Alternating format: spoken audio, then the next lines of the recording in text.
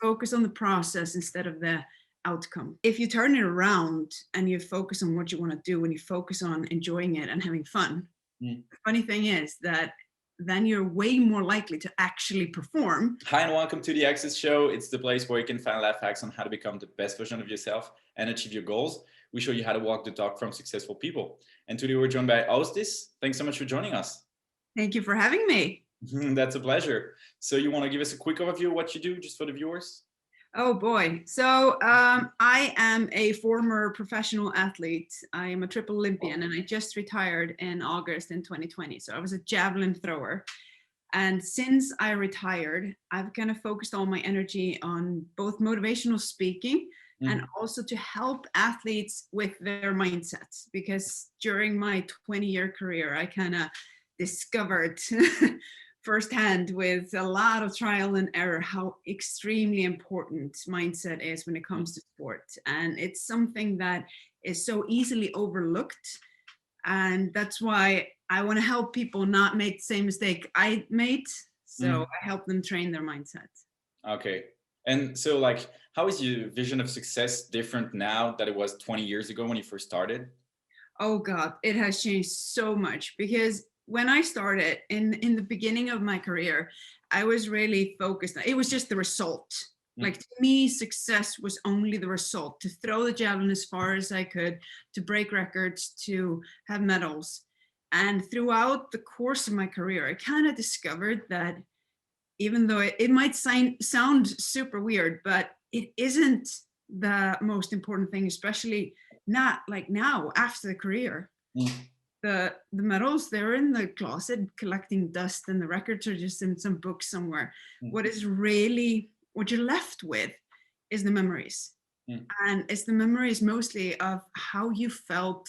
So it is all really about experiences that you're making along the journey. And it sounds counterintuitive. It sounds weird for an athlete to say that, but this is really what you remember after the career. You don't remember like how far you threw in this competition, but you do remember the feeling of walking into the field and how you felt during the competition.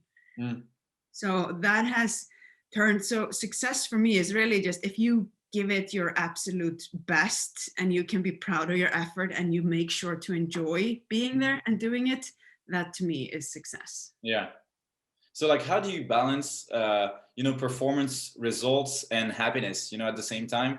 Because it's important to, be focused and, of course, chase performance and better results and the medals, as you said, but at the same time, being happy and enjoying the experience and all that. So how do you think is a good balance to do that? I think it's mostly a matter of perspective. It's about how you think about it. And like I said, early in my career, it was all about the performance and it was all I was focused on. And I would be disappointed with myself if I didn't perform as well as I could. But the thing is that if you focus so much on performance, it stresses you out. And that makes you then, like, let's say you're in a competition, it starts going not so well.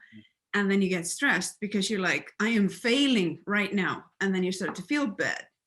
And when you start to feel bad, you're going to have a bad experience. So it will be a failure. So if you turn it around and you focus on what you want to do and you focus on enjoying it and having fun, the funny thing is that then you're way more likely to actually perform and do better and have the all-around success. So it's really about your intentions coming into the competition. What are you focusing on? Are you focusing on the result? Or are you focusing on enjoying it and just what you want to do? And then you are more likely to get the results. So that's kind of, it is just changing the focus in the beginning. That you come in with. That's how you do it. And it's tricky. It's really tricky. The athletes that I've been talking to, I mean, of course, if you have motivated athletes, they've been training and they've been sacrificing so much and they've been doing all those things and they want to get the results. To tell them then to let go of the results is the way to get it. It's very, very difficult for them to grasp. But once they do, that's when they see the magic happen. Yeah. So is this how you set goals, in terms of having a great time rather than just being focused on the performance? When you set goals, instead of saying I want to have this amount of medals, is like, how do you set your goals in general, I like to focus on what I call process goals instead of Mm. performance goals. So just like for me, for example, as javelin thrower, instead of saying I want to throw 60 meters Mm. or I want to win, I mean, I can't affect that. I can't affect how far the other girls throw. Yeah. So if I say I want to win and then somebody else has a great day, but I also have a great day, am I going to be disappointed Mm. just because somebody else had a great day? That's not a good way of looking at things. So I prefer to look at or to set process goals. That's when you're more focusing on how you're going to do it rather than what you want to do. Mm. So that for me would look like something like, if I can achieve this here technical point, Mm. then I know I will throw far and then I will place as high as I possibly can. Mm. And so that this is really what I do in all of my goal setting. Mm. It's focus on the process instead of the outcome that you want. Yeah. Okay. And do you do the same when you're coaching people? You said goals, process goals. Is it like complicated for people who have like, when they have been setting goals like their whole life in terms of performance, and then they have to set process goals? How is like the transition going, It can be a little bit tricky, but once you explain it, and especially if I get them to trust me and I Mm. get them to try it and they see results, Mm. that's when it's no problem. Mm. And it can, and I always say it in the beginning when I'm working with someone, I make sure to say, this is going to sound weird to you. You're going to think I'm crazy, but I'm going to need you to trust me and you will see. Mm. And that is usually what happens. So Mhm. it really works. I mean, of course, as an athlete, you will always have some performance goals. Like you want to have, you want to achieve a certain, let's say, distance, or you want to lift a certain weight, or you want to do something. So you have those goals, but they can't be the most important ones, and you can't only have those. Mm. Because, okay, how are you going to lift that much? What is the process? What are you going to think about? How are you going to do it? So if you have those goals as well, then you're way more likely to get it. So it's not just like we forget about the outcome altogether.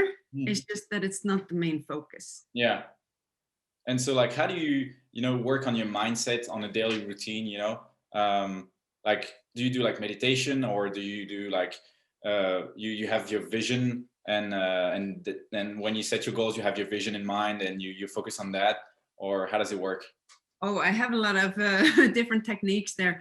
Self-talk is a big one. Is Mm. like we are constantly talking to ourselves, and that dialogue, like if you just imagine if you had like, I always take the example of the little demon on your shoulder. Mm. Somebody would sit on your shoulder and tell you all day that you're horrible, you suck, you can't do anything right. Of course you're going to feel horrible. Mm. But then if you have the little angel here on the other side that is like, you're amazing, wow, look at you go here and you're doing so well. Yeah. Like you're gonna lift up and you're gonna feel better. So you kind of need to be that little angel for yourself, and you need to be very mindful about how you're talking to yourself, what thoughts are running through your head. So that is something that I am mindful of. And I plan self-talk in certain situations, and I did this a lot when I was competing myself. Mm. And this is something that I work with my athletes on as well, is, when you're going into a competition, you plan out what are you going to say to yourself and when. Like right before the competition, I'm going to repeat this sentence in my head because I want to feel a certain way, and I know I will feel that way if I am thinking like this. Yeah. So, but on a day-to-day basis for me, what I always do is I write a gratitude journal every morning. It's just very simple, 3 things that I'm grateful for in my life. But this sounds like it's, not that important, but it is amazing how because you very quickly run out of things to be grateful for. The obvious things like, oh, my family, my health, like this and that. And it can't be the same. And it's 3 things every day. So then you got to dig deep. And what happens when you do that is that you start noticing all of the positive things in your life, because you need to write something down tomorrow morning, so you start paying attention to it. And then when you put your attention to or on all of the positive things in your life and the things that you're grateful for, it makes you just overall have a way more positive attitude and you feel better. So this is something I use visualization as well. And so it's a lot of very mindful about how I think about things. And is there like a moment maybe when something is not going like the way you were expected to be, and you know, you're feeling down a little bit or stressed, and like how do you get back on track, on like the positive track, and do you like talk to yourself and be like, all right, I'm focusing on the process, not the results, or how does it work? Yeah, definitely. I mean, sometimes it can be very difficult. And I mean, it sounds like, you know, oh, I'm such a positive person, but believe me, I was not always like that. It took a lot of work to get here. And I was actually I had a very negative mindset, and I have a big temper. So when I was a teenager, when I was young, like when things weren't going well for me, especially with sports, something I was very passionate about and I was putting a lot of effort into, and then it didn't go well, I really didn't take it well. I went into what I call the negative spiral. When it's just like, oh no, I am so horrible, I can't do anything, you know. So and I'm very reactive, you know, emotionally reactive. So something happens, it's easy for me to react very fast. So this is something that, just so that is very clear here, I am not perfect by any means. So this is something that I am constantly working on. But it's just because you mentioned these things. It's like when I get in that situation, when something happens that upsets me, I am now much better at catching myself and realizing, now this is happening. Now I'm getting upset and I'm probably blowing this out of proportion. So I am very good at calming myself down again, and then looking at, okay, what was I thinking? Why did I react like this? And then I take a look at it. But usually, you know, when we blow up like that, or when you have a strong reaction, that's not necessarily the right moment to start analyzing anything. So the first thing you need to do is you need to calm down. If you're upset or feeling bad or something happens, you're disappointed, the first thing is just let yourself feel these feelings. Calm down, and then you can start doing something about it. And it's more about like, oh, okay, this happened now, this made me feel like this, it made me think like this. Next time it happens, this is how I'm going to respond. So that's really how I tackle it. Yeah, I think it's a good point, because sometimes you want to, even I do it sometimes, you know, you have a reaction and you try to analyze it too early, and you don't let time, you know, and you don't even get the feelings, you know, the actual feelings. So I think it's important to actually recognize the same patterns, like in the future, to just get the feelings first and then analyze, you know, and then you can get the perspective, and you see yourself and having these feelings, and then next time it happens, you can actually like fix the problem. Yeah, definitely. And I think it's just important, because we tend to try to like push down our feelings. You have to give yourself a chance. It's a fine balance between letting yourself experience emotions and not letting the emotions get you carried away. So it's like, it's okay to be disappointed. I mean, you put a lot of effort in, it didn't work out, you can be disappointed, but you don't want to be beating yourself down for a whole day over it. I actually had a system, because I realized when I was competing that when I had a bad competition, I tended to be disappointed for so long. But then when I had a good competition, it was just like, yay, it was good. And you would way too quickly start to think, but I could have done a little bit better. So I was not nearly as happy with a good day as I was disappointed with a bad day. So I made these rules for myself that I just like, okay, after the competition, I'm going to give myself 1 or 2 hours to just scream and cry and let it all out, and just let myself be disappointed. But then it's over. Then it's not going to give me anything more after that. Then I just start spiraling. So, and I literally set a timer. I'm not even joking. I called it my pity hour. But then again, what I did afterwards, or like if I had a good competition, then I wanted to make sure that I would enjoy it. So I set like a countdown timer on my phone, so that it would go off every 1 or 2 hours for the rest of the day. And every time it went off, it was like, I did this today and I'm going to be proud of myself. So you find these little tricks. This is just what I used, but it's like sometimes you need to tweak it a little bit. Have a little reminder. Yeah, I think it's important because you know we all have like this losing bias when like when you lose, you're more affected than when you win, and you know you have to win by more than the amount you lost, you know, in order to get the same amount, you know. So it's kind of tricky, but I think your system could be really like helpful for people. Yeah. Yeah, I mean, it's not weird if you think about it. Like historically, genetically, this is what we are programmed to feel. We're Mm. programmed to notice the negative things and not the positive things. Mm. Because if you just think about it, like if we go back to the Stone Age, we're living in caves. Mm. You had to have a strong reaction and notice the danger. Like you Yeah. had to hear the lion that was coming. Mm. You didn't have to notice the beautiful sunset or the wonderful smell of the flowers. Like that didn't keep you alive, but noticing the poisonous berries and like the dangers, Mm. that kept you alive. So we are like, we're basically programmed to notice more the negative things. Yeah. And we can see this in everything and have a stronger reaction to it as well. Yeah, for sure. And so, Come into handy, you know, today because there are no lions or poisonous berries, or not so much at least. but like, how do you manage expectations in terms of goals? Because you know, usually when we have like ambitious people, that's where you find the most like depressing people as well, because you set goals that are like super like hard to achieve, and when these people don't get their goals, they're gonna be like super depressed. So how do you work with that? You know? I always say to my athletes before competition, make a content goal and a dream goal. Mm. Because it's okay to dream, it's okay to want something, and like let's say training has been going really good and you know you can do well, but if you go in with only that goal, then you know that is always given that everything works out.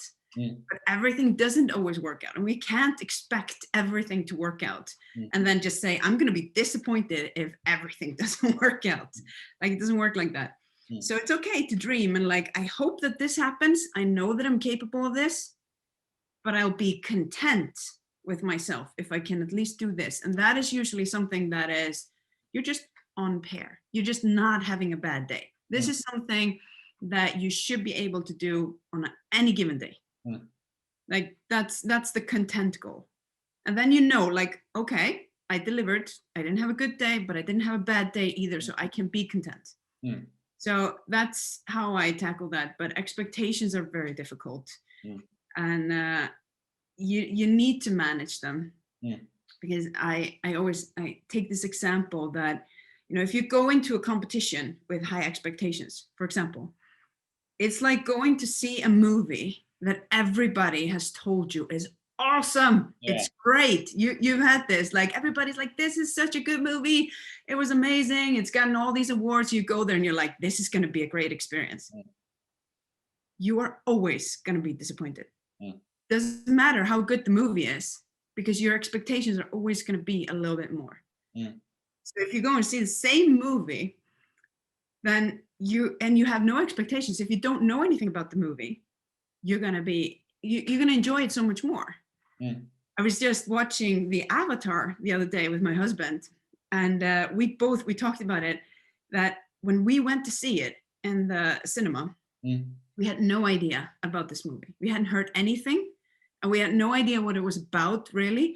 And this is, for both of us, the best movie experience in a cinema ever. It was an amazing movie, and we really enjoyed it.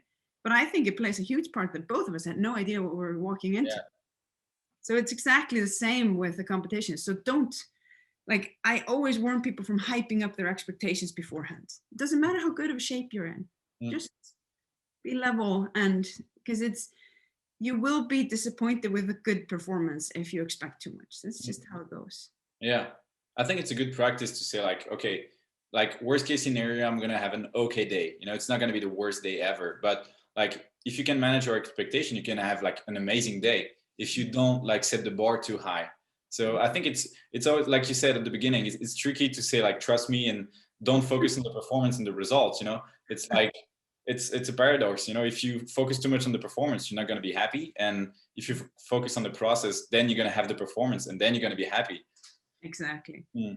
And I mean, also, I mean, we can always have a bad day. That's okay. And then you can't be disappointed.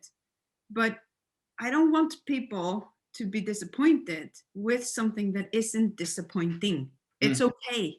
Like, as long as it's okay, you should not be, you know, putting yourself through the agony of, you know, beating yourself down because you think it was bad. And that, I think, is the biggest problem, because again, it all comes down to how you feel. I mean, you're not doing sports or anything really because you want it to torture you mentally. Yeah. So if it's making you feel bad all of the time because you expect so much, that's not worth it. Like, you're doing this because it's fun and it's supposed to be fun. And do you have like stuff like that in a daily life that, you know, sometimes you feel like fun stuff that you could do like professionally and you focus too much on the performance?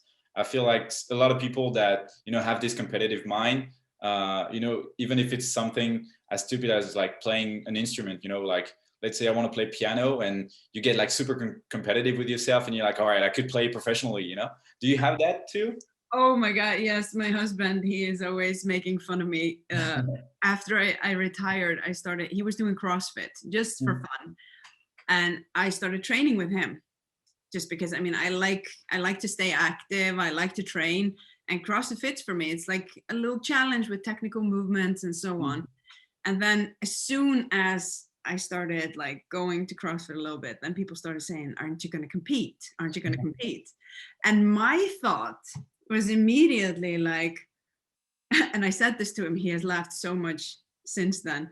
I was like, no, I'm not willing to give it the effort that it would take to become good at it. And then I was thinking, like, what am I going to have to do to like go to the CrossFit Games? I'm not willing to do that. So no, I'm not going to compete. He was like, are you crazy?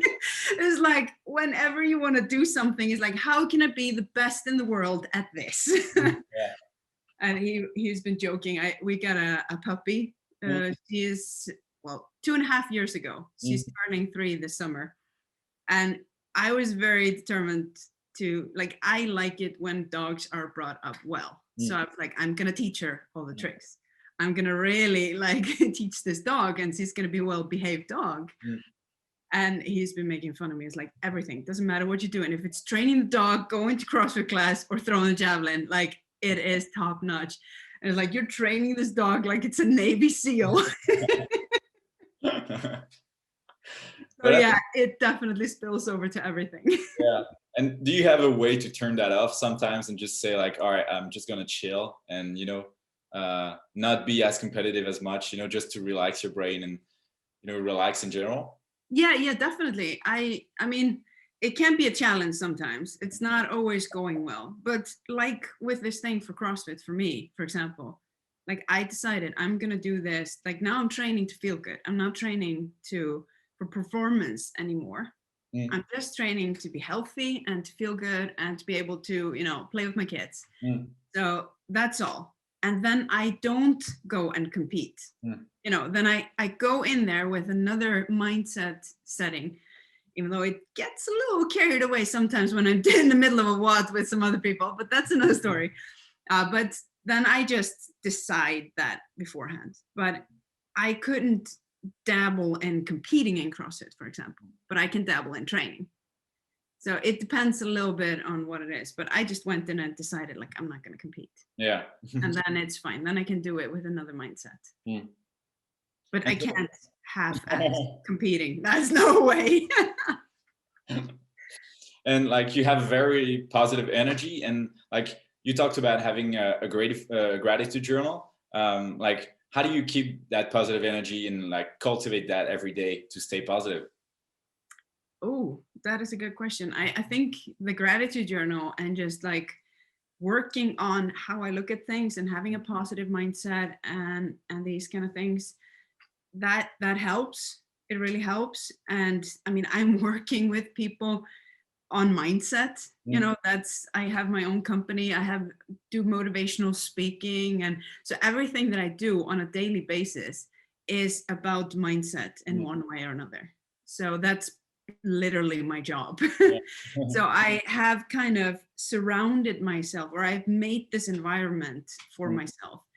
And I mean, I'm not perfect, like I said. It's not like I am super positive all of the time, but I have kind of, I've learned with myself, if I get tired, for example, if I am hungry or I don't sleep enough or something like this, and my energy goes down, especially now, I'm actually, I'm 6 months pregnant. So energy has been a little bit of a problem now in the last 6 months, and I got COVID before that. So no, but when I don't have energy, then I have a way harder time with my mindset. And that's when I tend to get, you know, maybe a little irritated or negative, or just have a stronger reaction to whatever is happening.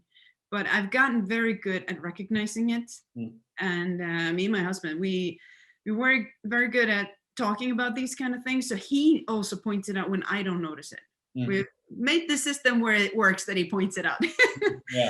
No, but like he is like, okay, I need to get you some food right now. Or maybe we should not, you know, take a rest now. You're too tired. We'll look at this tomorrow. And then I kind of let go of the things because I just recognize I am not in the right mindset, in the right space to do this right now. I need to rest, and then I come back to it later. Because it's too difficult right now. So it's just a matter of knowing yourself and knowing your signals like that, because I think we all have this, like you get to your limit and then just everything becomes difficult. Yeah. And it's important to have like somebody to look out for you when you have like a disproportionate reaction to something, and you like something gets out of control, and then it's really hard to like have this vision of yourself and be able to say like this reaction is way too important, but like compared to the problem, you know.